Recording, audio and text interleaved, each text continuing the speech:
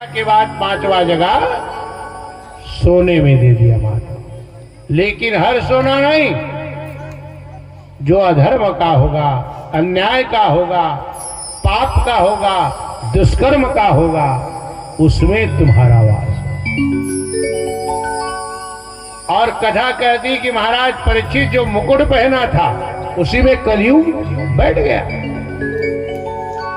तब ये सवाल ये होता है कि अगर कलयुग वहां बैठ गया, कहने का मतलब वो मुकुट का जो सोना रहा होगा कोई अधर्म का, पाप का रहा होगा। तो क्या सच में पाप का था, अधर्म का था? तो संत महात्माओं ने कहा जरासंध का मुकुट था। जरासंध कौन? भगवान। यही इन्हीं के वंशावली के महाराज भीम और जरासंध दोनों की लड़ाई होनी। भीम महाराज लड़ते लड़ते थक जाए, दो भागों में पैर पकड़े, पैर के नीचे दबाए, एक हाथ में पकड़े, दो भागों में फाड़ दे, शरीर दो टुकड़ा में फट जाए, माताओं फेंक दे। लेकिन उस मर्दानी जीव ऐसा था कि फिर से आके जुड़ जाए, फिर जरासंध पैदा हो जाए। भीम लड़ लड़ के थक गया। भगवान ने संदेश दिया, भीम अरे इस बार तुम मेरी ओर देखना, और जैसे जरासंध को फाड़ोगे, मारोगे, और जैसे दो टुकड़ा को फेंकने का टाइम आएगा, बोले मेरी ओर नजर लगा देखना। भगवान एक वृक्ष के ऊपर चढ़ गए। जरासंध के साथ फिर महाराज भीम और जरासंध की मल्ल युद्ध चला। और जैसे मल्ल युद्ध चला, भीम महाराज ने फिर दो टुकड़ों में फाड़ दिया। और जैसे दो टुकड़े में फाड़े, भगवान इशारा किए तो पहले मेरी ओर देखना। भगवान अपने दो हाथ में लकड़ी पकड़ करके पेड़ के ऊपर बैठे हुए हैं। और जैसे जरासंध को दो भागों में फाड़ा, भगवान ने इशारा किया, भीम अभी तक तुम फाड़ते थे और अपनी अपनी जगह जहां का तहां फेंक देते थे। बोले ऐसा मत कर। हाथ में लकड़ी पकड़ के इशारा किए, ये हाथ वाला हिस्सा बॉडी जो है उधर डाल, इधर वाला इधर डाल। बोले माताओं, भीम ने समझा, हाथ को पलटी करके बॉडी को डाल दिया, उल्टा हो गया। जरासंध जीवित नहीं हो पाया, मर गया। आज भी देखना, शादी होती है, शादी में पंडित लोग जब आते हैं तो जैसे शादी में दुल्हा राजा आकर के बैठता है माताओं, और शादी के शुरू होते ही पंडित लोग क्या करते हैं, तृण, हाँ, धोनम रखवाही, पूजा कर ही, और वो लकड़ी ला दुल्हा राजा में तोड़वाते, तोड़वा के बाद ऐसे ऐसे करके फेंक देगी। वो फेंकी ताल लाऊ ठाकुर मन उठाई, वो करने वो शादी की बात। लेकिन कभी आपने सोचा है रस्म क्यों? याद रखना, विवाह भी एक यज्ञ है। दाम्पत्य में प्रवेश करना जीवन के एक नए जीवन की परिकल्पना है। और आज जैसे 5 पांडव एक जीवन को छोड़ने के बाद राजगद्दी के राजा बनने जा रहे हैं, वैसे ही गृहस्थ का जीवन जीने वाला युवा लड़का आज अपने युवा अवस्था में, याद रखना, गृहस्थ जीवन का राजा रानी बन रहे हैं। गृहस्थ जीवन में प्रवेश पा रहे, तो उसके जीवन में नाना प्रकार के जरासंध जैसा वृत्ति, जरासंध जैसा छल, प्रपंच, कपट, अनीति, राक्षसी प्रवृत्ति, ये दोनों के जीवन को तंग करने के लिए प्रवेश ना करे। माताओं ये याद करके आज भी विवाह शुरू करने से पहले कोई राक्षसी प्रवृत्ति, आचार विचार व्यवहार का इनके दाम्पत्य में प्रवेश ना हो। सर्वप्रथम पंडित लोग वही कर्म कराते हैं। हाँ, अब जैसे जरासंध मर गया, भगवान डंगाल से पेड़ से नीचे उतर गए। भीम महाराज लड़ लड़ के वो पसीना पसीना हो गया शरीर। अब जैसे चलने लगा तो जरासंध फाड़े रहा, तो फिर मुकुट ही में गिरे पड़े रहा। जाग भगवान जरासंध के मुकुट ला भीम धर ले। भगवान के थे सोना चांदी कमी हो गई थी, मुकुट ला धरा था। घटेकन हुई आधा किलो 200 ग्राम 300 ग्राम अते पूरा हस्तिनापुर के राजगद्दी मिल गए तो आधा किलो सोना मुकुट वर मरा था पत्थर होगा आपिक मुकुटे हुआ। लेकिन भीम नहीं माने, बोले रहो प्रभु के दुनिया में लड़ाई लड़ा, लेकिन असली मल युद्ध लड़ने का मजा मेरे को अगर किसी के साथ आए तो जरासंध के साथ है। इसकी दुर्योधन के साथ भी लड़ा था कहा महाभारत में, नहीं जरासंध के साथ जो लड़ने में आनंद आया कहीं और नहीं। बोले ये मुकुट को ले जाऊंगा और पहचान के तौर पर शोकेस में सजा के रखूंगा के आगे चल के वो नाती पोता हुई तेरे मैंने मुकुट ले देखी तो वही जरासंध रे तेल हमार दादा बाबा बाबा बाबा हाँ जीत के लाइन इसकी देख ही खुश हुई।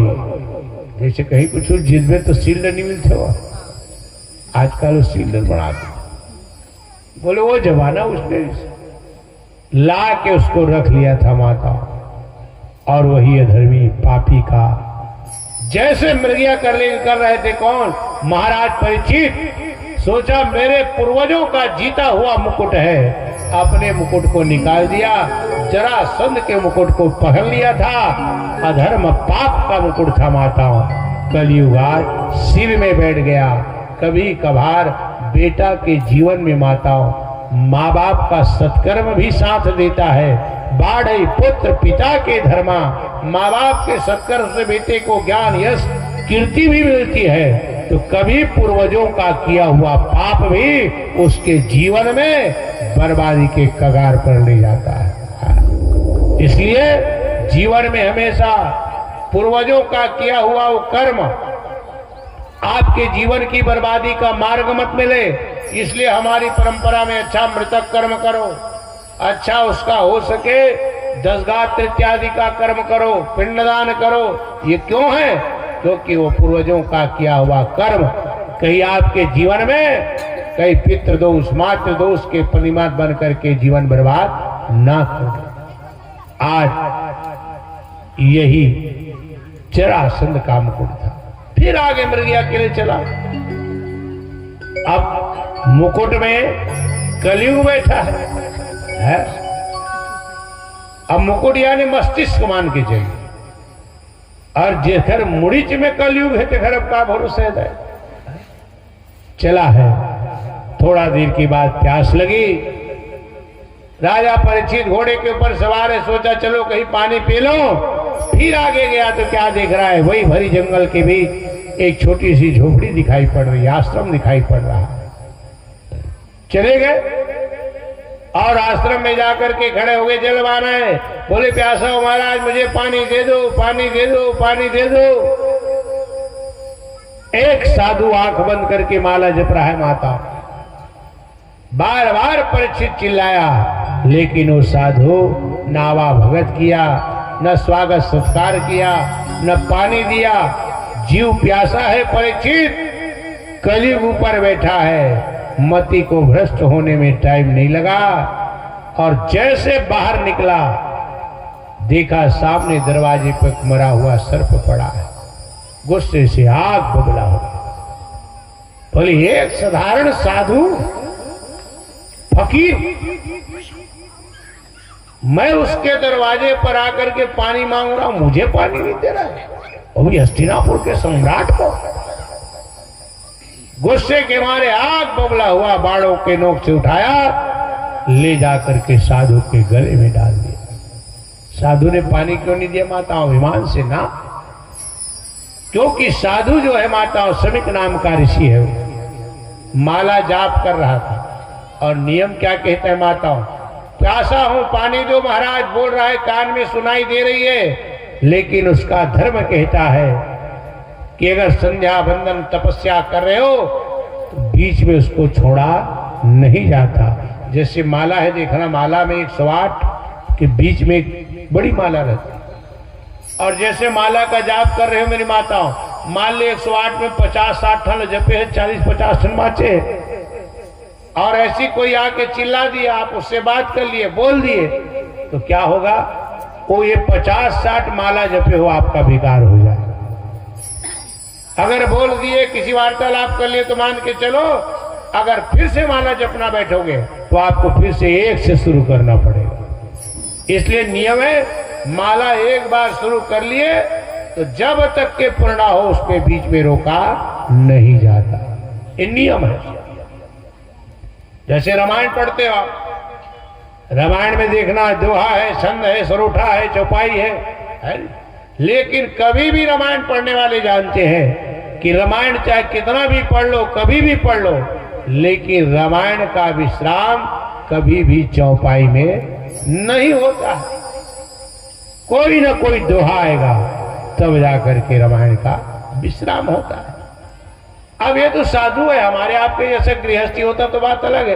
राजा है कि हम उठ के रेंग देते, वो तो साधु है। माता बोला अपना धर्म भ्रष्ट नहीं होगा, अपमान करने की भावना नहीं, माला नहीं छोड़ पाया। राजा साधु के धर्म के मर को नहीं समझा, लेकर के आया, सांप को डाल दिया, राजभवन की ओर चलाया। और इधर यही समीक का बेटा है मेरे भाई, जिसका नाम है श्रृंगेर। जैसे पता चला कि कोई राजा का वेश धारण करके कोई जीव आया था, पूजा में बैठा हुआ है और ना जाने कहां से सर्प लेकर के आया और गले में सांप डाला। अब बाप के साथ ऐसा न्याय करे, कौन सा बेटा सहेगा माता? और तब जैसे इन्होंने जाना, गुस्से से आग बबला हो गया। कहा राजा महाराजा कितनी हिम्मत कि हम साधु संत महात्मा दुनिया में बैठे बैठे दिन दुनिया से बेखबर भगवान नाम का जाप कर रहे हैं, बेवजह हमारे गले में सांप डालना। बोले जिस भी राजा ने ऐसा किया है, माताओं कमंडल से जल निकाला, नहीं मालूम है कि परीक्षित जैसे राजा ने किया है। और गुस्से से आग बुबला हो गया और कहा क्या? बोले रे नीचे अधर्मी राजा, तो श्राप भयंकर पाएगा। पाप किया है ब्राह्मण से तो निश्चित ही मारा जाएगा। तूने सांप डला है गले पिता का, मेरे पिता के गले में सांप डाला है। तूने सांप डला है गले पिता का, तक्षक नाम कहलाएगा। आज से 7वें दिवस राजन तो निश्चित ही मारा जाएगा। 7 दिन में मरने का श्राप लग गया माता। और जैसे महाराज समीक को पता चला, बेटा को समझाया, बेटा तुमने गलत कर दिया रे, वो तो हमारे पांडव वंश का प्रतीक महाराज परीक्षित था, राजा था, मैं माला जाप की मुद्रा में था, नहीं बोल पाया बेटा, लेकिन तुमने गलत साथ दे दिया। अब मुंह से निकली हुई जुबान, तीर से निकला हुआ कमान, शरीर से निकला हुआ प्राण वापस नहीं आ सकता मेरे भाई। बोले जाओ 7 दिन का समय है, खबर करा दो। परीक्षित को खबर कराया गया और परीक्षित ने जैसे जाना, क्या छोटी सी गिनती के कारण मेरा जीवन श्रापित हो गया। माताओं बेटे जन्मेजय को राजगद्दी सौंपी और बटकल वेश धारण किया। महाराज परीक्षित, अगर मैंने गलत कर्म किया है, साधु के गले में सांप डालना कोई अच्छी बात नहीं, मुझसे गलत कर्म हुआ तो उसका प्रायश्चित भी मुझे ही करना होगा। ये जीवन याद रखिए, हम और आप इंसान हैं और इंसान से ही गलती होती मेरे भाई। जिससे जीवन में गलती ना हो कभी, उसका नाम भगवान, और जिससे गलती हो जाए उसका नाम इंसान। हम और आप क्या है? इंसान। कभी भी कहीं भी गलती हो सकती है, लेकिन एक चीज और याद रखो मेरी माताओं मेरे भाई, गलती अगर यही बेलगांव में आकर के जीवन में हमने आपने की है तो ये भी याद रख लेना, अगर आप गलती को स्वीकार कर लोगे कि मेरे द्वारा एक गलती यही बेलगांव की धरती में रहते रहते मैंने किसी से छल किया, प्रपंच किया, कपट किया, द्वेष किया, धोखा किया, और याद रखना गलती करने वाला दुनिया से छिपा सकता है लेकिन अपने आप से कभी नहीं छिपा सकता। वो जानता है कि मैंने एक गलत काम किया है, लेकिन उसके जीवन की मजबूरियां ऐसी होती है वो चाह करके भी वो बात दुनिया को नहीं बताता, लेकिन स्वयं जानता है कि मैंने गलत काम किया है। करने वाला दुनिया से छिपा लेगा लेकिन अपने आप से कभी नहीं छिपा सकता हो। हाँ? दुनिया से छिपा लोगे लोक लाज मर्यादा के डर से, लेकिन अपने अंतरात्मा से अपने आप से कभी नहीं बच पाओगे।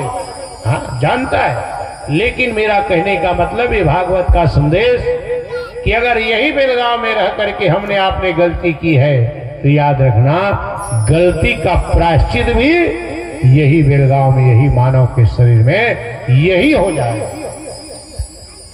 अब ये 7 दिन कथा सुने परीक्षित, बात को ध्यान देना, जाना कि मैंने साधु के गले में सांप डाला, मुझसे गलती हो गई। तो 7 दिन सुखदेव जैसे संत के संगत में गया, वो क्या था मेरे भाई? गलती किया, उस कर्म का वही प्रायश्चित था, और गलत का प्रायश्चित किया, गलती भी यही किया, उसका फल भी यही मिला, यही उसका प्रायश्चित हो गया। और 7वें दिन प्रायश्चित हो गया, तभी महाराज परीक्षित के लिए चल के भगवान का विमान आया। अगर वो प्रायश्चित नहीं होता तो शायद परीक्षित के लिए विमान नहीं आता। कहने का मतलब गलती भी हो जाए तो हमारे धर्म में, हमारे राम कृष्ण के नाम में इतनी ताकत है कि उसका अगर सहारा लिया जाए, सत्कर्म का सहारा लिया जाए तो यही उसका प्रायश्चित भी हो जाता है माताओं। इसलिए मनसा वाचा कर्मणा, जाने अनजाने में नाना प्रकार के हमारे आपके द्वारा पाप में कर्म होता है जिसको हम और आप समझ ही नहीं पाते, जान ही नहीं सकते।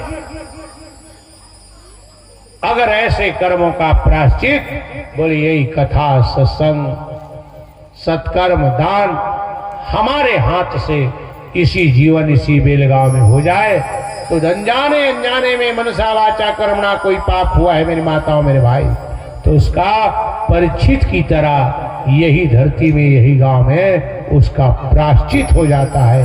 यही भागवत का संदेश है, यही भागवत का उपदेश है। और आज यही परीक्षित चल के आया और भगवान की आज्ञा को पा करके बोले इतने में सुखदेव जी अरे लटकाए सबके, आप पहुंचे उस भूमि पर किए दिगंबर वे। आज भगवान की आज्ञा को पा करके मेरे भाई कमर में लंगोटी है, सिर में चोटी है, बगल में भागवत की पोथी है, पैरों में खड़ाऊ है, मस्तक में चंदन है, कंधे में जनाऊ है, और पोथी लंगोटी चोटी लगाए प्रेम से बोलो सुखदेव महाराज की जय हो। आज सुखदेव जैसे संत का आगमन हुआ और यही सुखदेव 7 दिन कथा का सत्संग कराया। धर्म प्रेमी सज्जनों, भक्ति स्वरूपा में मेरी माताओं, भगवान की कथा तो हरि अनंत हरि कथा, जितनी भी कही जाए कम ही है माता। लेकिन समय की अपनी एक मर्यादा है, समय की अपनी एक चाल है जो मेरे और आपके लिए रुकने वाली नहीं है। और घड़ी का काटा लगभग 5:30 बजा रही है। फिर भगवान जी की आरती भोज कराना है, प्रसाद इत्यादि का वितरण है, और साथ ही साथ में हमारे भैया केशव जी के द्वारा प्रसाद के साथ साथ आप लोग उसके गृहस्थ के आंगन में आकर के भगवान का नमन वंदन के ज्ञान गंगा में साथ दिए। तो स्वागत सम्मान के उपलक्ष्य में चाय पान स्वल्पाहार इत्यादि की भगवान की प्रसादी के रूप में जितने भी आप श्रोता समाज आए हो उसके लिए व्यवस्था है। तो मेरी व्यासपीठ से ही प्रार्थना कि आज साहू परिवार के गृहस्थ के आंगन में आए हो तो साहू परिवार की जो भी एक प्रेम है उसको भागवत का प्रसाद समझ करके सभी बेलगांव का हर जीव, हर घर, हर परिवार स्वीकार करेंगे। साहू परिवार की ओर से भैया केशव पप्पू जी की ओर से मेरी प्रार्थना है। मेरी माताओं, पहला दिन है, जैसे भी आप आए बेलगांव के ऐसे पवित्र प्रेम को मेरी व्यासपीठ आपकी उपस्थिति को नमन करती है, वंदन करती है, प्रणाम करती है। लेकिन पहला दिन है माता, कल दूसरा दिन है और मेरी यही प्रार्थना, हम तो आए हैं 5 आओगे तब भी माताओं, 25 आओगे तब भी, हम तो कथा कहने आए हैं, कहेंगे। लेकिन उस कथा में बेलगांव का हर घर, हर जीव का प्रेम मिल जाए, आपका समय मिल जाए तो कथा का आनंद कुछ अलग होगा। कराने वाला कोई ना कोई एक होता है। आज भैया केशव जी एक निमित्त कारण बने हैं, साहू परिवार एक निमित्त कारण बना है। उस ज्ञान गंगा की महिमा बेलगांव के हर जीव को उसका आनंद लेना है। हमारी भावना यही होती है कि जिस गांव में जाए, जिस घर में जाए, जिस परिवार में जाए, वो राम नाम की कथा, भागवत की कथा, कृष्ण की कथा उस गांव के हर व्यक्ति के घर के आंगन तक, हर व्यक्ति के कानों तक वो भगवान की कथा पहुंच जाए, ये प्रयास करते हैं। इसलिए पुनः एक बार आप सबसे, बेलगांव के हर जीव से, जितने भी यहाँ पर निवास करने वाले आदरणीय सम्मानी नागरिक बंधुएं, माताएं, बड़े बच्चे, बुजुर्ग, सभी युवा साथी, अपने बहुमूल्य समय में से जो खाली समय बच जाए, बेवजह गप्पे मार के मत गुजारो मेरे भाई। अरे गप्पे तो जीवन भर मारना है, लेकिन ये कथा आपके बेलगांव में जीवन भर नहीं रहेगी। आज एक दिन है, 6 दिन के बाद न जाने आप कहाँ, न जाने मैं कहाँ। जो ऐसी व्यासपीठ की गादी रची है, राम नाम की गंगा बह रही है, जितना समय मिल जाए मेरे भाई, अरे कर नहीं सकते, कहीं हो रहा है, कम से कम जाके डुबकी लगा लो। बेलगांव की हर माताओं से, हर युवा साथियों से, छोटे बड़े से मेरी यही प्रार्थना है। कल 1 बजे फिर आए, लगभग 1 बजे से लेकर के 5 बजे का समय है। यही समय तक मैं कथा को विराम कर दूंगा। पुनः आपके आगमन की प्रतीक्षा में बेलगांव के हर जीव के जीवन में, कराने वाले साहू परिवार के जीवन में, आप सबके जीवन में मंगल की कामना करते हुए आज की वाणी को विराम करता हूँ। प्रेम से भागवत भगवान की जय हो, रावण बिहारी लाल की जय हो।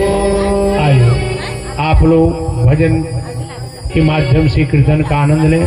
पप्पू भैया जी आप उठ करके जाओ, नारियल तोड़ो, और तब तक जैसी व्यवस्था हो भैया वो अपने स्वल्पाहार की जागी की व्यवस्था में लग जाओ, और तब तक आप लोग बैठे बैठे कुसुम आरती सजा के रखो, है ना।